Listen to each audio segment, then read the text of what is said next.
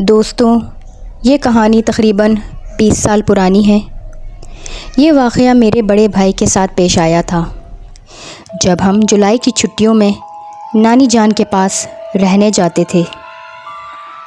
اس وقت ہم بہت خوش تھے کہ بس اب صبح اٹھتے ہی نانی جان کے گھر چلے جائیں گے اور وہاں سب کزن کے ساتھ مل کر مزے کریں گے۔ امی نے رات ہی کو کپڑے پیک کر لیے تھے۔ پھر ہم صبح ناشتہ کرتے ہی نانی جان کے گھر کی طرف روانہ ہو گئے۔ موسم خلاف توقع بہت خراب تھا، لیکن پھر بھی ہم سفر بہت انجوائے کر رہے تھے۔ سفر کے مزے لوٹنے کے بعد ہم نانی جان کے گھر پہنچ گئے۔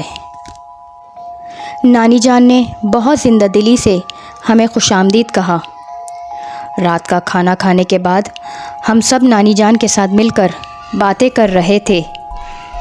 وقت کا کچھ پتہ ہی نہیں چلا کہ رات کے 12 بج گئے۔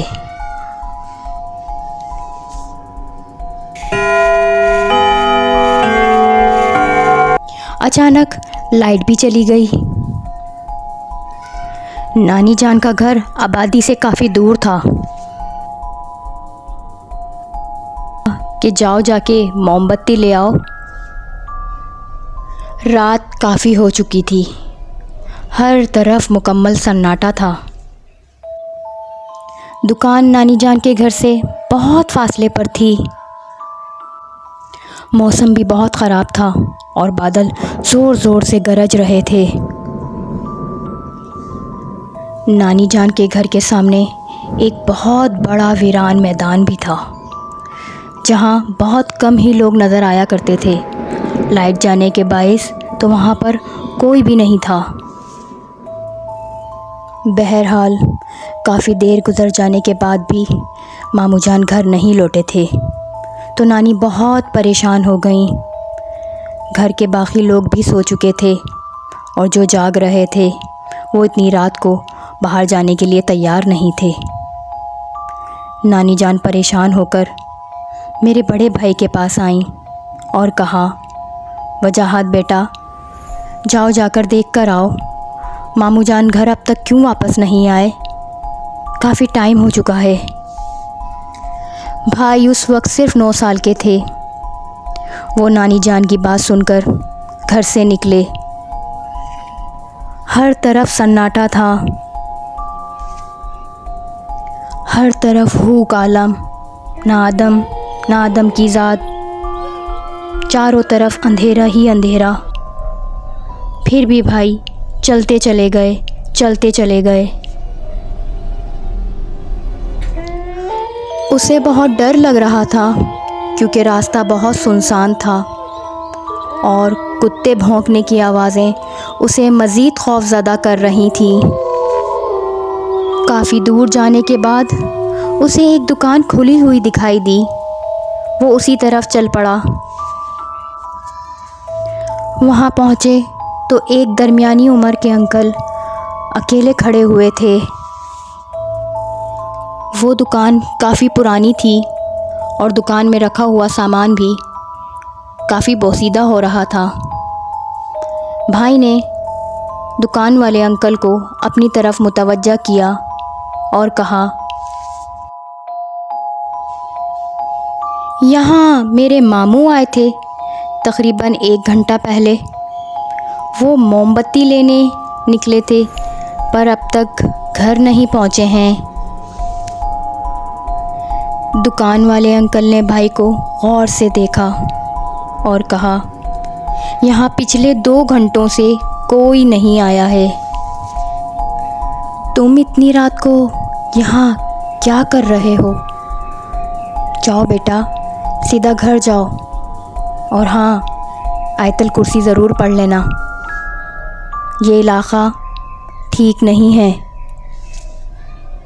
دکان والے کی بات سن کر بھائی کا ڈر مزید بڑھ گیا۔ وہ دل ہی دل میں سوچنے لگا کہ اب مجھے اسی سنسان راستے سے واپس بھی جانا ہے اور اکیلے، اور ماموں کا بھی کچھ پتہ نہیں چلا۔ بھائی بھائی کی دل کی دھڑکنیں تیز ہو گئیں۔ بہرحال اس نے تیز تیز گھر کی طرف چلنا شروع کر دیا۔ ابھی وہ آدھے راستے پر ہی پہنچا تھا کہ اسے قدموں کی آہٹ سنائی دی کہ اس کے ساتھ کوئی اور بھی چل رہا ہے۔ اس نے خوف کی حالت میں برابر میں دیکھا تو ایک بچہ اور تھا۔ اس بچے کی شکل انسانی بچے سے نہیں ملتی تھی۔ اس کے سفید رنگ کے بال تھے اور جلد کا رنگ بھی سفید تھا، اور سفید آنکھیں اور منہ سے خون بہہ رہا تھا۔ آنکھوں میں غضب کا خوف تھا۔ بھائی کو سمجھ نہیں آ رہا تھا کہ اب کرنا کیا ہے۔ بس اس نے آیت الکرسی تیز تیز پڑھنا شروع کر دی۔ دیکھتے ہی دیکھتے وہ بچہ لمبا ہوتا چلا گیا۔ یہ دیکھ کر بھائی زور سے چیخا اور گھر کی طرف بھاگنے لگا۔ بھاگتے بھاگتے اس نے پیچھے مڑ کر دیکھا تو وہ آدمی مزید لمبا ہو گیا تھا۔ وہ بھی بھائی کے پیچھے بہت تیزی سے آ رہا تھا۔ ڈر اور خوف سے بھائی کا بہت برا حال تھا۔ اس آدمی کا قد وہاں بنے ہوئے مکانوں سے بھی اونچا تھا۔